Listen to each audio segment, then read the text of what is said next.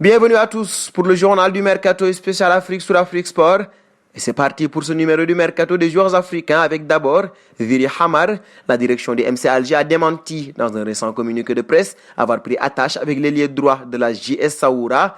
Les Mouloudaïens ont affirmé qu'aucun contact n'a été pris avec l'ancien ailier de la JS Kabylie. Tout ce qui a été rapporté sur ce dossier est infondé, a ajouté le MCA. Le club algérois a expliqué qu'il respectait l'éthique et qu'il ne pouvait pas discuter avec un joueur sous contrat avec une autre formation. Un bon auprès d'Amari Traoré en négociation avec l'Olympique lyonnais pour le transfert de Jeff Rennes Adelaide. Rennes tente d'inclure un joueur dans l'opération afin de faire baisser le prix d'achat du milieu de terrain, évalué à 30 millions d'euros par son club. Au vu de la composition de l'effectif de l'OL, le poste où un renfort est le plus susceptible de l'intéresser est celui du latéral droit. Dans ce cadre, l'équipe avance que le Malien Amari Traoré fait partie avec le jeune Brandon Sopi des joueurs rennais qui ont le plus de chances d'intéresser l'OL. Un départ de Traoré, cadre de Rennes et qui vient de prolonger jusqu'en juin 2023, serait tout de même étonnant dans cette dernière ligne droite du mercato.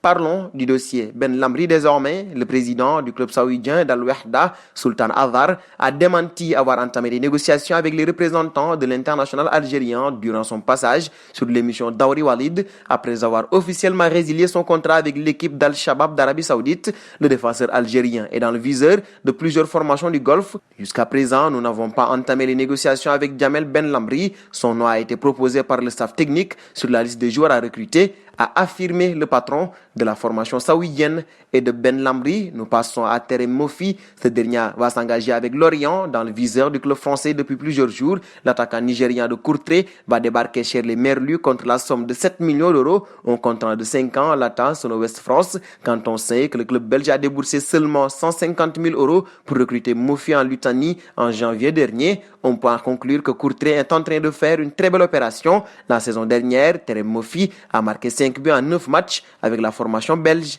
D'un Nigérian à un autre, nous passons à Awoniyi. Comme chaque été, depuis son arrivée à Liverpool en 2015, l'attaquant international nigérian part en prêt. C'est cette saison l'Union Berlin qui va bénéficier des services du Super Eagle. Le joueur de 23 ans retourne donc en Bundesliga, lui qui évoluait à Mayence la saison passée. Il s'agira du 7e prêt pour l'ancien champion du monde des moins de 17 ans, après se effectuer à Francfort, Nimègue, Mouscron et la Gantoise.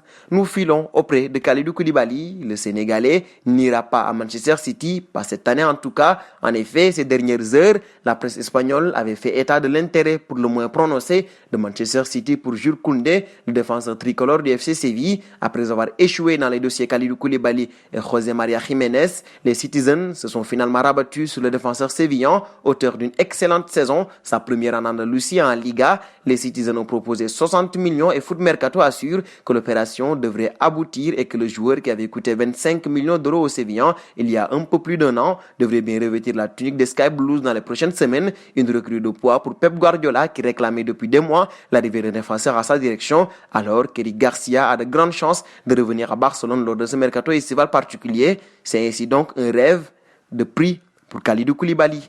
Dernier point de ce journal avec un autre Sénégalais, Edouard Mendy. Cela n'était qu'une question de temps avant qu'Edouard Mendy ne rejoigne les Blues de Chelsea. C'est désormais officiel. Selon Canal+, les deux clubs ont trouvé un accord pour le transfert du gardien rennais et l'officialisation par le club de Londres ne devrait plus tarder. Pour rappel, Julien Stéphan avait déjà confirmé le proche transfert de son futur ex-gardien et celui-ci avait déjà laissé sa place à Romain Salin dans les cages lors des 2 derniers matchs du Stade Rennais.